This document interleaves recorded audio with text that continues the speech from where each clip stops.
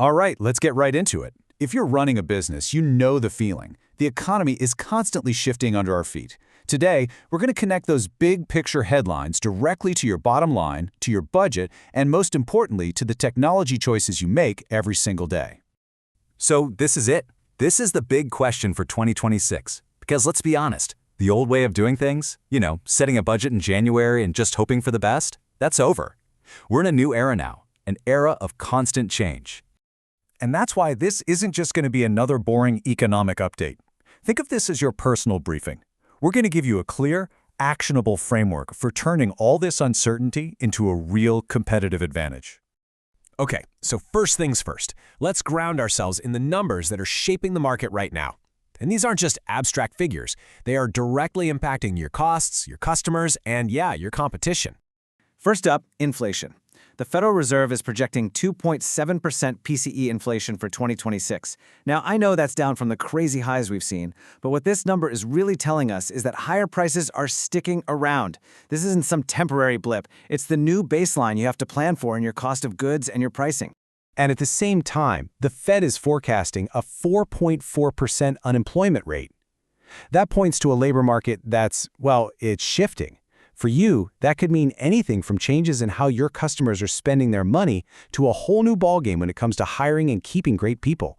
And just to make things a little more interesting, the February employment report actually showed a surprise loss of 92,000 jobs. So what does that mean? It means you're navigating an environment with both stubborn inflation and the risk of slowing growth. You're getting squeezed from both ends.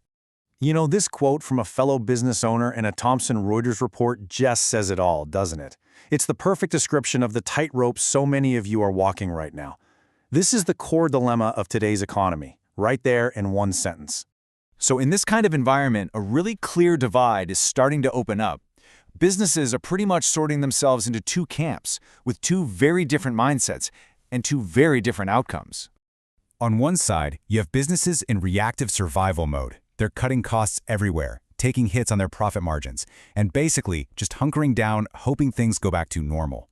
But on the other side, you have businesses with a proactive, strategic mindset. They're actually using this volatility as a catalyst to invest, to build a real, lasting competitive edge. And this chart, wow, it just brilliantly illustrates the stakes. New data from PwC shows that a tiny group, just 20% of companies, are capturing an incredible 75% of all the economic gains from technologies like AI. They're not just surviving, they're pulling away from the rest of the pack at lightning speed. So you have to ask, what's their secret weapon? What's the main tool these strategic companies are using to create that huge gap? Well, it all boils down to a fundamental shift in how they use technology. And what's really wild is just how fast this is all happening. Take a look at this. According to Thomson Reuters, just 2 years ago, only about 6% of companies were really digging into tech like AI. Today, that number has exploded to 40%. That's a nearly 7-fold jump. We are at a massive tipping point. But here's the crucial part.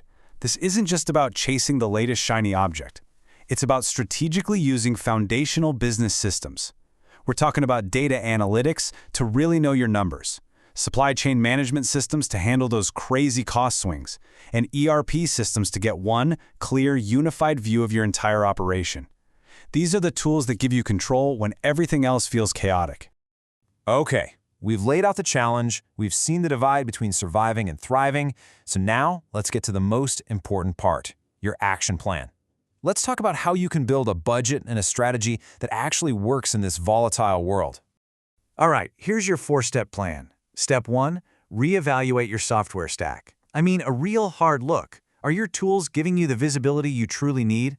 Step 2, model financial scenarios. Use your software to stress test your business. What happens if costs go up another 5%?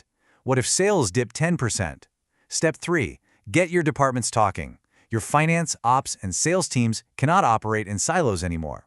And step 4, build a budget that expects volatility instead of one that just hopes for a return to normal. So I'll just leave you with this final thought. The data is crystal clear. The businesses that are going to win in this new economic reality are not the ones sitting on the sidelines, waiting for things to calm down. They are the ones actively investing in the systems and the strategy to navigate constant change. Because right now, the biggest risk isn't making the wrong move, it's not moving at all.